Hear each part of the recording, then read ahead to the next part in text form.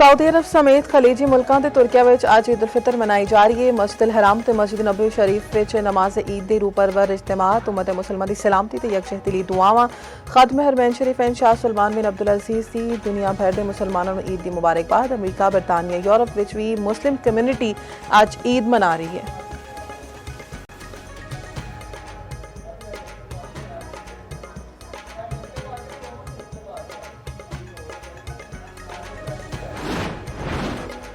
Israeli जारहियत फलस्तीनी इस साल भी मस्जिद अक्सा विच नमाज दा ना करन तो महरूम में होनी फौज ने फलस्तीनियां नूं मस्जिद अक्सा विच नमाज अदा करन दी इजाजत न दी।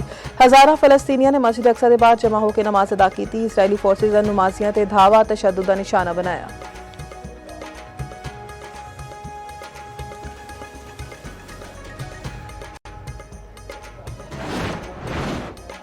अमरीकी जंगी तैयारा F-35 ईरानी दिफाई निज़ाम का निशाना। ईरानी फोर्सेस के हमले तो बाद F-35 ते हंगामी लैंडिंग की थी। पाकिस्तान इनकलाब ने F-35 को निशाना बनाने की वीडियो जारी कर दी। अमरीकी सेंटरकॉम की तस्दीक तर्जुमान का आखना है कि अमरीकी F-35 ने मशरक़ वस्ता विच अमरीकी अड्डे ते हंगामी लैंडिंग की थी। ब्लूमबर्ग के मुताबिक ईरान के खिलाफ जंग विच अमरीका के हुण तक 16 जंगी तैयारे तबाह हो चुके।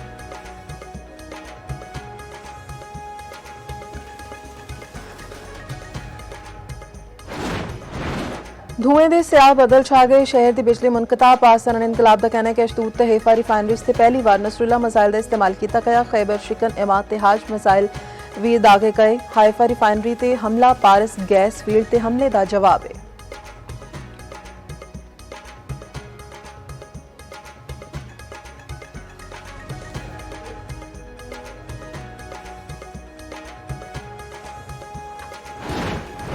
पंजाब विच पहला स्किल सिटी कायम करने का उसूली फैसला। वज़ीर आला मरीम नवाज ने मंजूरी दे दी। प्रोजेक्ट लिए तजावीज़ से प्लान तलब।